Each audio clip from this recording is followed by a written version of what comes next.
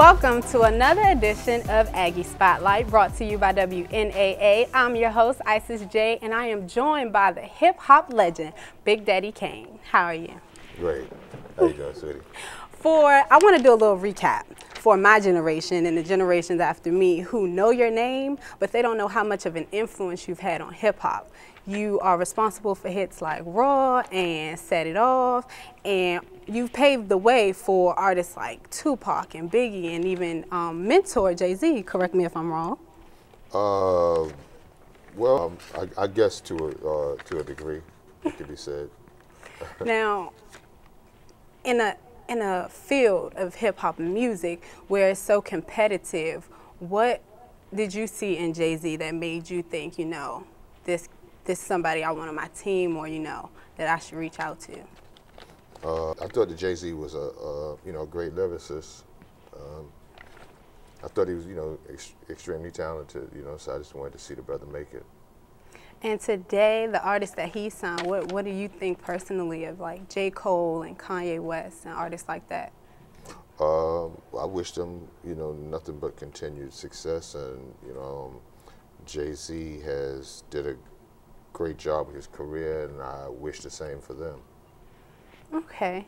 Well, when you hit the stage and when you went out and put on these shows, your showmanship was at a level that was so high, it was pretty much unmatched. Now, was that something that you decided that, I want to be different and went out your way to be different? Or was it you being your creative self? Absolutely.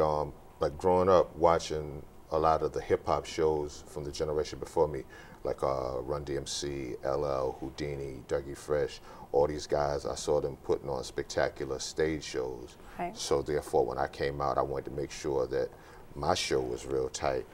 And I hung out with Doug one time, and he told me like some of the tricks and trades that he used, and I applied a lot of those to what I do, just using my own formula, And that's really, how I started really trying to design the proper stage show. And, you always want to give your fan base more than what they hear on the album or CD or, I don't know, download, whatever, however you want to call it now, Yeah.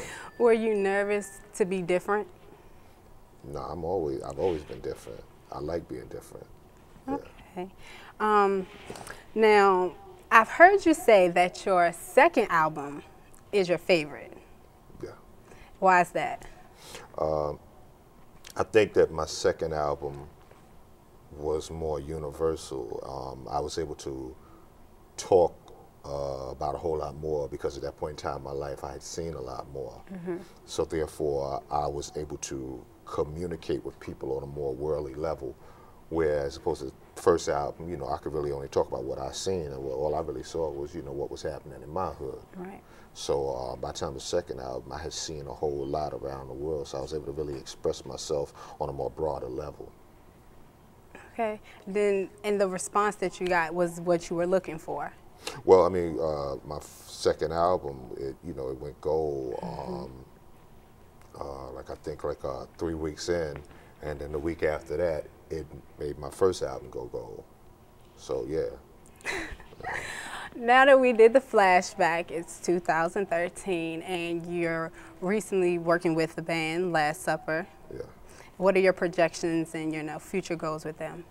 Well, these are a bunch of young cats that I think are real talented, and I love the fact that everything is all live instrument.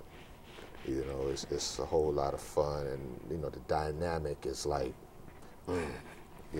So I love that, and then plus I can take it a lot easier. I don't have to do all the work no more. So, I love that, and I love that whole vintage feel. That '60s Motown Stax feel. 70s Gamble and Huff. I just love. I love the feel that they bring across, and I think it's exciting. And being on stage with them is very exciting as well, because you get to do and go different directions with the stage show because of it being a band as Right. opposed to a track where you just got to stay with what's already pre-recorded.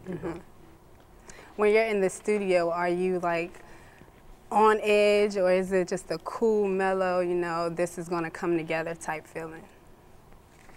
Well, I mean, it is what it is. I get up on stage and I just try to have fun. Like there's a script that we've discussed and we've worked out, but once you hit the stage and you start feeling the vibe of the crowd, then you may switch some things, you may change the entire show around, but basically it is what it is, it ain't what it ain't, everything's everything, and nothing is nothing. Okay, before we sign off, I do have to ask you this. Now, in your career and in everything you've done, you've been given titles like great and legendary, but what do you personally feel is your legend or will be your legacy? Well, I mean, with me, MC always comes first. That's the only reason I ever did this. I never got into this to become rich and famous.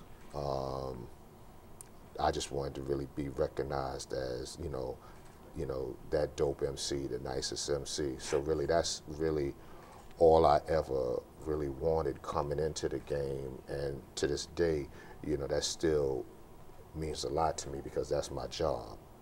And, I want to do my job the best that I can. And I want people to respect it that way. But then also at the same time, I would hope that, because of what I've accomplished in my life, what I've done throughout my years, that there's people out there that feel like, this brother was very influential and, I chose the right path, by listening to his music and such. And I feel like you have touched those people and made that great difference already, so it can only get better from here. Well, let's hope so.